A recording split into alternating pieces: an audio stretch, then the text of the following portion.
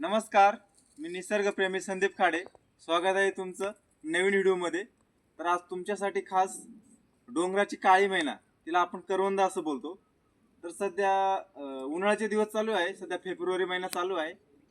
तर काहीतरी आपल्याला चटकमटक खायला, तर तुम्हाला आज करवंद आहे, त्या करवंदीचे एक तुम्हाला चटकदार असा ठेचा बनवून दाखवणार आहे. तर त्यापूर्वी आपण जंगलामध्ये रानामध्ये करवंद आणायला जाऊया. एक टोप घेतला आहे आणि आता करवंद तोडण्यासाठी आपण थोडं दूरवरती जाऊया. तर आम्ही आलो आहे, करवंदाच्या झाडापाशी पोहोचलो आहे. तर आता इकडे बघू शकता तुम्ही, पूर्णपणे झाडाला करवंद लागले आहे. आता हे आपल्याला तोडून घ्यायचे आहे आणि याच्यामध्ये आपण पूर्णपणे जेवढे भेटतील तेवढे तोडूनच घेणार आहोत आणि घरी जाऊन मस्त पाट्यावरती आपण झणझणीत ठेचा बनवणार आहे. तर आता बघू शकता तुम्ही. तर जेवढे तेवढे आपण तोडूनच घेऊया. तुम्ही बघू शकता, खूप छान असं करवंद आहे.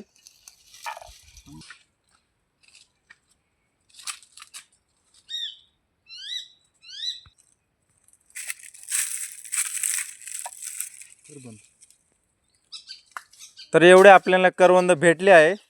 आता मस्तपैकी याला घरी नेऊया. याला चीक असतो, याला पाण्यात घालून तो चीक काढून याला मस्तपणे एका भांड्यात काढून घेऊया आणि पाट्यावरती मी तुम्हाला झणझणीत त्याचा ठेचा कसं बनवायचं पूर्णपणे आज रेसिपी तुमच्या किंवा तुम्हाला पूर्णपणे शेअर करणार आहे. तुम्ही व्हिडिओ शेवटपर्यंत नक्की बघत राहा.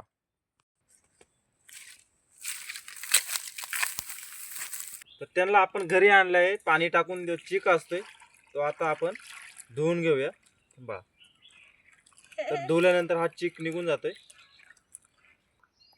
तर आता आपण याला पूर्णपणे स्वच्छ करून एका प्लेटमध्ये घेतले आहे. आता चला आपण लसूण सोलून घेऊया.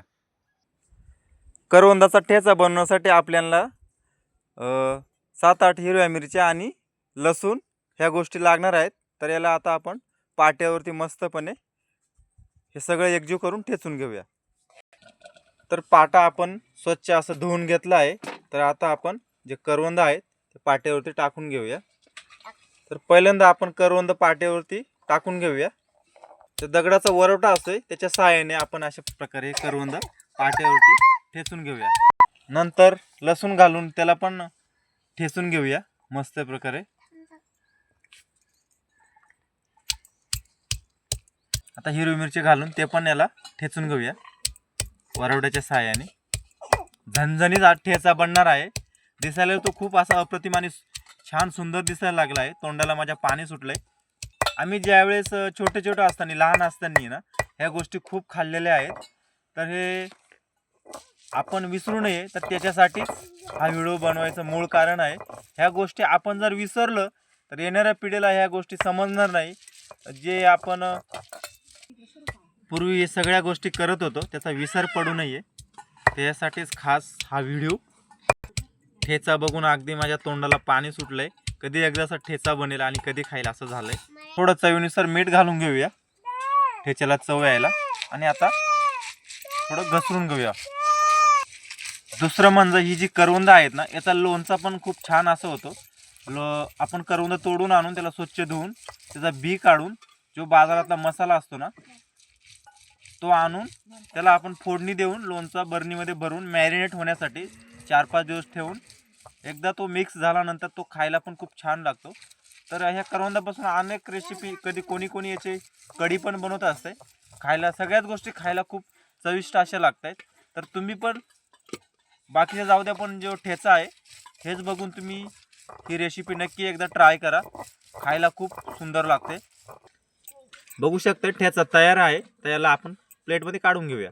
करवंदाचा ठेचा आपण प्लेटमध्ये काढून घेतलेला आहे. तुम्ही बघू शकता खूप छान असा अप्रतिम असा ठेचा दिसतोय. त्याला आता आपण चपाती बरोबर खाऊन दाखवूया याची टेस्ट कशी लागते ती. गरम भाकरी सोबत ठेचा खाऊया आपण. खूप आंबट गोड तिखट खूप छान असा ठेचा लागतोय. तर ही रेसिपी तुम्ही नक्की ट्राय करा. असेच माझे नवीन व्हिडिओ बघण्यासाठी तुम्ही इंस्टाग्रामला फॉलो करा, लाईक करा आणि सबस्क्राईब करा. धन्यवाद.